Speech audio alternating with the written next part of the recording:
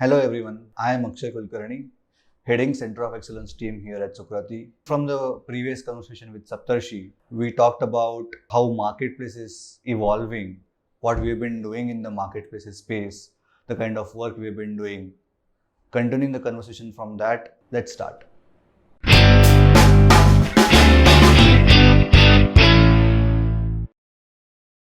Now let's talk about some innovations, right? And especially in these legacy paid channels now, and the advent of Chat GPT, generative AI, the AI buzzword is coming up, very frequently in our discussions when we talk to our partners at Google, at Meta, right? So what all innovation has been happening in the space of marketplace and how we are riding the ride of AI, so to say?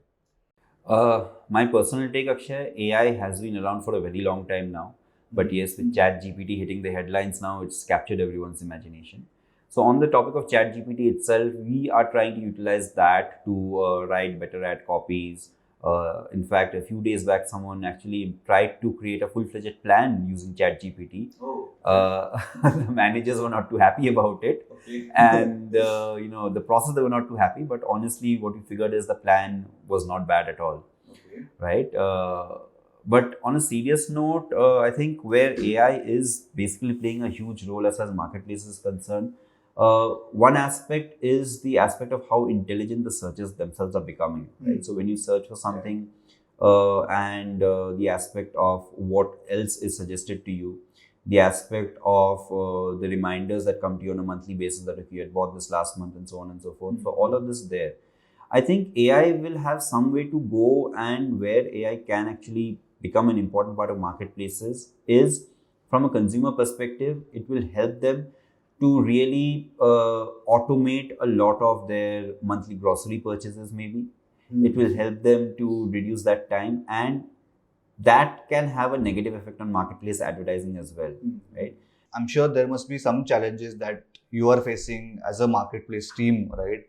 And there would be some limitations. How do you solve for them? What are your experiences? So when you talk about challenges as a marketplace advertiser, right? So one of the greatest challenges obviously is that you don't own as an advertiser, as a seller on marketplaces, you don't own the consumer, right? That first party data is just not there. So you want to do remarketing to your own audiences, it becomes that much more difficult. You're dependent on the platform altogether for that. Now that's a challenge that's not going to go away very soon. That's the intrinsic nature of the platforms and the marketplaces.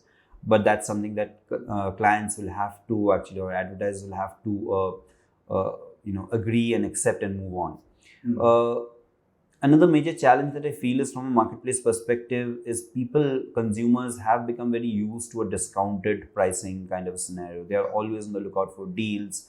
They're always on the lookout for how do I reduce my cost. So while brand loyalty does exist on marketplaces, and that's something that we've seen play out, from one marketplace to another, they will do comparison shopping and try to figure out the best deal. Right. What that ends up doing is that in terms of attribution, that creates a huge mess. So I may be advertising on Amazon believing that's a good platform for me to advertise. Right. Someone clicks on my ad on Amazon, checks out the product, then goes into another channel, maybe a Flipkart or a XYZ, whichever other channel, does not see an ad out there, but searches for my product directly and figures out that the price is lower, buys from there, right? So my Amazon ad ends up being a high cost model for me. And I as an advertiser can end up taking an incorrect decision that no, Amazon ads are not working for me, right? So that's a very simplistic example of what I'm trying to say, but I think you get the point, right? So attribution, cross-platform attribution remains a huge challenge. That's not something, again, that I see in the near future a solution to that. Apart from that, yes, the challenge of talent is always there, right? So when you talk about digital marketing, even today, as on day to day, for people coming out of college, for people coming from maybe other kind of agencies, smaller agencies, often Google and Meta is what they know about, right? That Amazon advertising does exist, it's a possibility, that's something that they can explore, is not there. So the intent to work in this initially at least is not there. Yes, after they've joined, they figure out what great fun it is. That's a different story altogether. But I'm talking about the input of the source material, the source of the sourcing of the talent. if you look at it, any D2C brand right now, they have their own website also, right? So, and then they might be having a little bit better offers on their website because they want to get control of the data. Like first party data is a challenge in marketplaces. So now this another asset is coming into the play, right? The website or be it app for the advertiser. And then you will be running campaigns on Google, Meta, and you will also be running the campaigns for marketplaces. So with all of this, right, is there a better way to manage your spends? So I'll break down my answer into two parts. One part of it is what kind of brands or what should brands do out here when it comes to the DTC websites or apps, right? If you are a brand that has a little bit of a high ticket value, if there's a brand that has slightly differentiated products and you can have different product catalogs on marketplace versus your own assets, you should definitely follow that strategy, in the sense that on your website you run exclusives. So we are saying that better deals, I would say on your own website you have exclusive products and you actually have exclusive pricing as well, right? So people want to buy into that because it's exclusive, it's new on the market, it's not available elsewhere. For other kind of brands and products which will not have very differentiated products, biscuits or any kind of groceries, or for that matter, or maybe furniture, right? It's very difficult to have very differentiated products. I'm talking about run-of-the-mill furniture, not your designer furniture out here. Out there, what you need to do is you basically would rather want to focus on marketplaces rather than your website, unless the ticket value is really high. Because there you are able to compete with others on price, you're able to compete with others on reviews, you're able to compete with others on a better customer experience and showcase that you are better. You're not waiting for the customer to come to you. You are there when the customer is already present. People will go to Amazon or a Flipkart to do their various other shopping, right? So basically what I'm trying to say is that if you are a certain kind of a brand that can run exclusives, definitely your website and app will take precedence. If you are a kind of a brand, kind of a product category where you need to rather be in the marketplace, it's a bit more commoditized than having an exclusive brand kind of scenario. You would rather be on marketplaces and that use that as your primary focus. You asked about what is the correct way to go about it. So often as a brand, you like to believe that you are something that you would like to control your first party data, right? So one of the things that we have realized out here at Merkle is that this aspect of where do I share and where do I not becomes very important. And hence what we have done is we've set up an Omniverse team, right? What is Omniverse out here? Obviously the nomenclature takes support from the metaverse and the spiderverse and the multiverse. But what we're trying to do out here is give the client an opportunity to not worry about that whether I should spend more on traditional channels like Meta and Google or on marketplace channels. So we do that decision making in the real time, basis what is selling better where, basis what will work better, maybe a particular collection. So, and instead of, we could have done that as separate teams as well, but by putting it together as one team, and we have done this for a couple of DTC clients already, is we are seeing a lot of decision making is happening in real time. We are able to take the client's consent in real time and see the results in much faster than we were seeing with separate teams. For DTC brands, it will be important to gauge whether they are doing better, because yes, I understand on marketplaces the whole aspect of you have to pay a commission to a third party, right? Compared on your own website, you're not having to do that.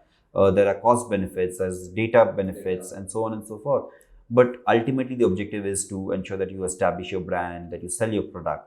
And through this approach, where you take a consultative view of what you're doing in terms of your different channels, we think that you can actually, as a brand, take more advantage of what the entire digital offerings are and not try to figure out and partition your budgets and do all of that. As a part of Center of Excellence team, right, we've been working on a couple of initiatives, creating material around analytics and, how do you prepare yourself for cookieless world and how the measurement would go in future, talking about ads data hub and talking about measurement protocol and whatnot. I'm sure there are a lot of innovations happening in the marketplaces scheme of things as well. So as a team or as a set of experts, what you've been doing in this space? So one of the challenges that the cookieless world will bring about is like I mentioned, the measurement protocol is being thought of as a solution. Is that people will have lesser control about the kind of data that they collect about the users on their own websites and apps, right? On their own assets, own media assets, so to say. But when it comes to marketplace advertising, the challenge will be at the platform end rather than at the brand end, right? So as a brand, I will still be dependent on the third party. The challenge which exists even today, and that is a challenge that will get solved in the days to come, is the aspect of multi-touch attributions. If I'm seeing products on platform A and buying on platform B, and these platforms are walled gardens as they are today in terms of, say, marketplace channels. How does one actually understand that what was the value of my dollar spent on channel A, channel B, channel C, and so on, right? That challenge remains. That is something that we can't do anything about, probably at an agency level or a brand level. But yes, if we manage to build some kind of an attribution model in collaboration with these partners, then maybe that solution can be found out there. We have been trying to figure out a number of other challenges. I think one of the most important things that we need to do is to constantly keep track of the changes in the algorithms that are happening. So we briefly spoke about how we help our clients list on marketplaces, right? So the A9 and now the A10 algorithm of Amazon. These are changes that have, these are updates to the algorithm that have changed the way marketeers look at a simple listing of products. That what used to be important earlier may not be important going forward. And people who are used to the Google set of algorithms, they will appreciate this. The same thing is happening on marketplaces as well. So you need to keep on top of what is happening on the marketplaces from a listing perspective, because ads are ultimately dependent on that. An ad will be relevant if your product is relevant to the search. Otherwise, if your product is not relevant, neither will it sell organically, nor will it sell using ads. That is what people need to keep on track of all the time. Okay, got it, got it. What are your views on voice search? Voice search is something which is going to play a very important role going forward. We've all seen how voice search is increasing its share, say, on traditional channels like Google as well. On Amazon, one of the important things that is happening is around the aspect of Alexa ads, right? So Alexa is playing out in two ways. Obviously, we have Alexa, and as a consumer, most of us have heard of it. But in terms of the ads per se, the way it works is that you can do a search using Alexa. So Alexa, fetch me my last month's grocery list, and Alexa will probably list out all the products that you had bought last month and allow you to pick and choose which ones you want to buy again this month. It will also, Alexa, allow you to start hearing ads. So last month, if you had purchased maybe a roll of kitchen towels, right?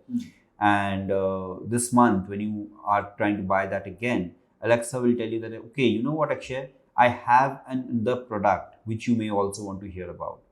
Then comes the whole aspect of Alexa capabilities. So they are very exciting times for voice. The basics of voice search in terms of, when I open up my app and instead of typing, I just press the microphone button, or I call out to Alexa and say that, hey, Alexa, search for X. That will make a little bit of a change in the way that we advertise and the way that we set up a campaign. It's not too much, in the sense that, what keywords are being used. That may change, because when people speak versus people type, they will use different keywords. So the search term report will be very helpful out there. But beyond that, I don't think the voice search will really change that much. But the other exciting offers from Amazon, they are really something to be explored, and we hope to explore that very soon with our clients. Well, thank you so much, Saptarshi, for our first episode. And I hope our listeners will come back for more.